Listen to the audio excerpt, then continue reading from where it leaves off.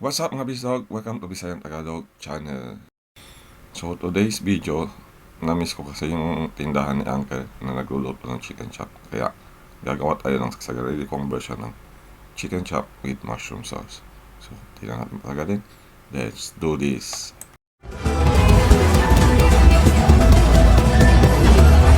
Okay, pero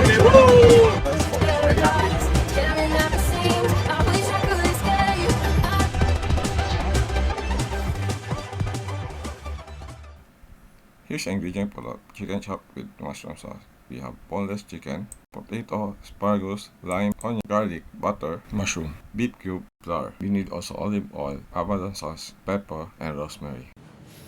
Okay guys, so we start cooking. First, we marinate muna natin yung chicken natin. Ayan. Boneless chicken siya. Dalawa yung binili ko para masarap. Lagyan natin siya ng rosemary. Kabila rin. Pahiran lang natin yan.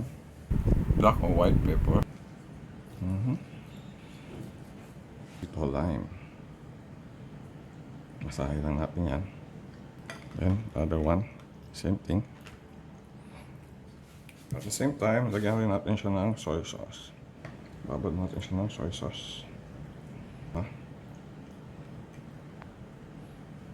Lagyan din natin siya ng garlic. Konting onion.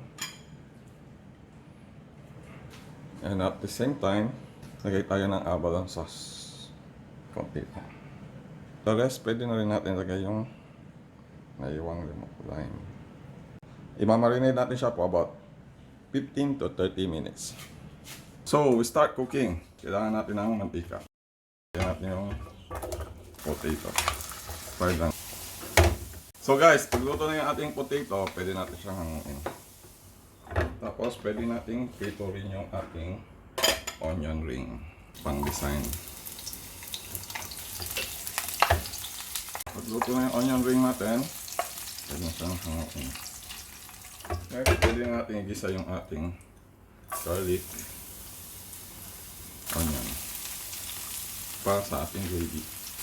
Guys, ginagawa ko is niluluto ko muna yung mushroom, tsaka saseparate ko yung gravy para mamaya halo ko na lang. Pwede natin i-roll yung ating mushroom. Ingat lang na hindi mag-overcook para medyo masarap. Steam it for another 2 minutes.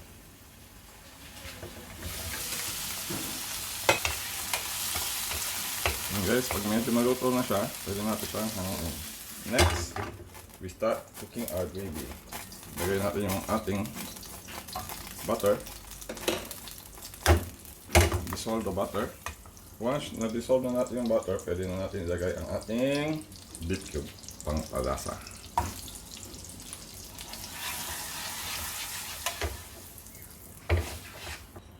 Then we add 2 cups of water. I-boil natin siya until na-dissolve. Pag dilute na yung ating, pwede natin i-add ang ating the flour that we dissolve in water.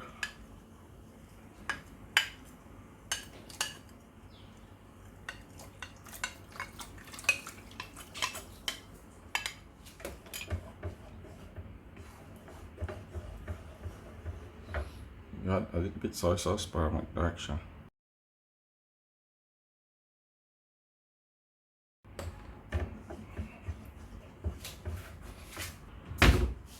Add some pepper. Add some salt.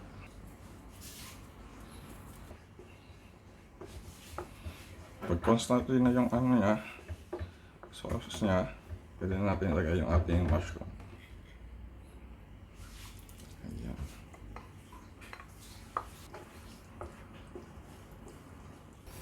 Pwede na natin lipat ang ating gravy.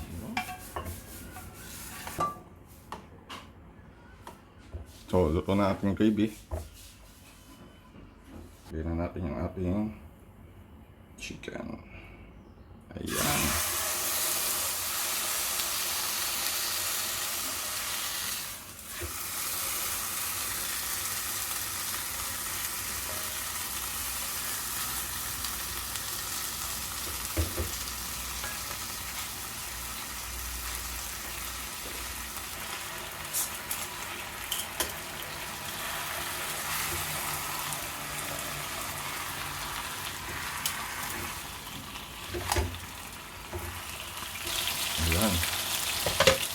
luto na yung ating manok.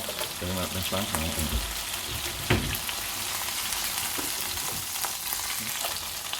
Well done. At pwede na natin lagay yung ating second chicken.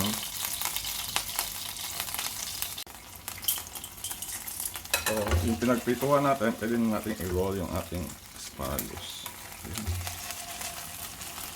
Ganyan lang. Lagyan natin yung sabaw niya, sauce niya. Yung minarated niya. Lagyan natin dyan. Tapos i-roll natin yung asparagus para hanggang maluto. Medyo luto na yung asparagus natin. Tingnan natin siyang kunin.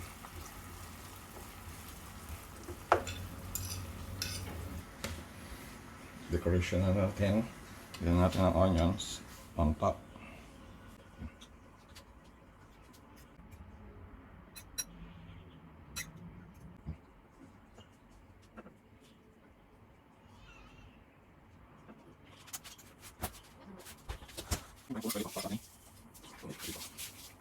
Then, pwede natin mushroom.